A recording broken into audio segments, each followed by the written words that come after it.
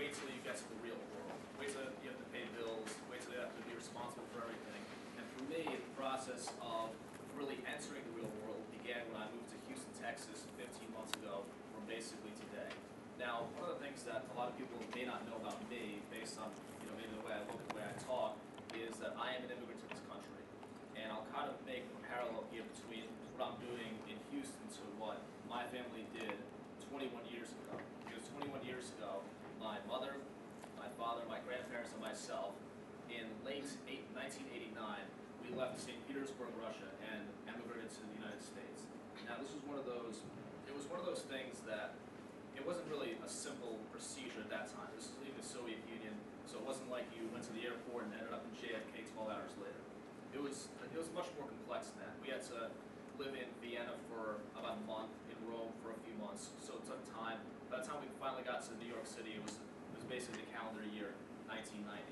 And one of the things you have to do at that time, when you left the Soviet Union, was you essentially had to give up everything, most of your possessions. My parents had to give up their citizenship, any possessions they had. You couldn't at that time really come with a lot, even just by the nature of the trip.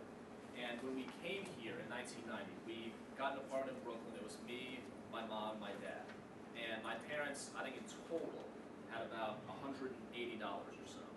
But one thing my parents had is one thing I don't think you can really put a price on, and that's an education.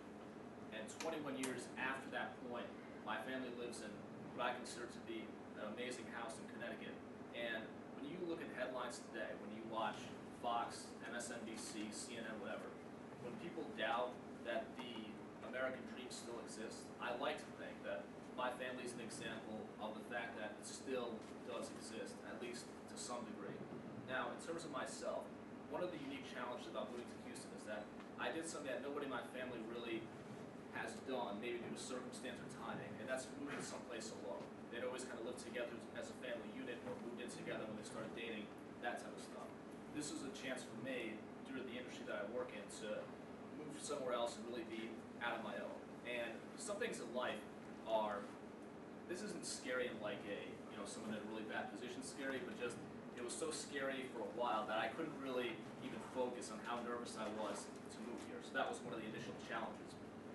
And one of the things I want to say in this speech is basically things I've learned and things I've proven to myself since being in Houston, moving here 15 months ago. And the biggest thing that's tough as somebody who lives with no roommates, not dating anybody, nothing like that, is it's all on you. And sometimes that's a good thing, because a lot of times you'll think in life, I wish I just had some privacy, or I wish I could just have one day to myself. Trust me, I have all the privacy that I need, I control everything. But that also obviously has its downsides, which is it is all on you. So every bill, all the meals, everything is just on you. And sometimes, like a lot of people, I want to sit there and have somebody else, make my food for me, or pay this bill, or clean my apartment, and it's all on me. And so that's one of the things that I've had, kind of an issue with in terms of basically the last 15 months or so.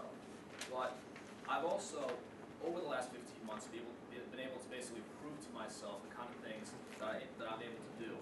And a few years ago, if you told me that I would survive cooking for myself, I would have said you're nuts, because I didn't cook whatsoever when I lived with my family. I mean, I do nothing. And even though I'm not exactly a Guy Fieri or cooks on those cooking channels, I've still been able to basically survive. And so that's one of the things I've been able to prove to myself. And I've also proven, at least to myself, I can pay my rent, I can pay all my bills, I can survive going to a job every single day, maintaining a social life, that kind of stuff. One of the biggest things I also want to say is the stuff that I've learned about myself, which is the importance of family. And it's tough when you're living 1,500 miles away, when you're not able to have dinner with your family, on a nightly basis, when I'm not able to go down to Brooklyn and spend the night with my grandparents, or badger my Russian grandmother to make me hot chocolate, that kind of stuff.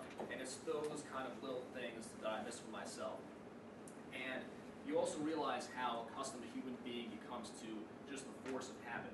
One of the things I miss, as crazy as it sounds, is the ghastly weather in the Northeast. Even now, when my parents in Connecticut, I think, are out of power for the next 3 days, it's 30 degrees.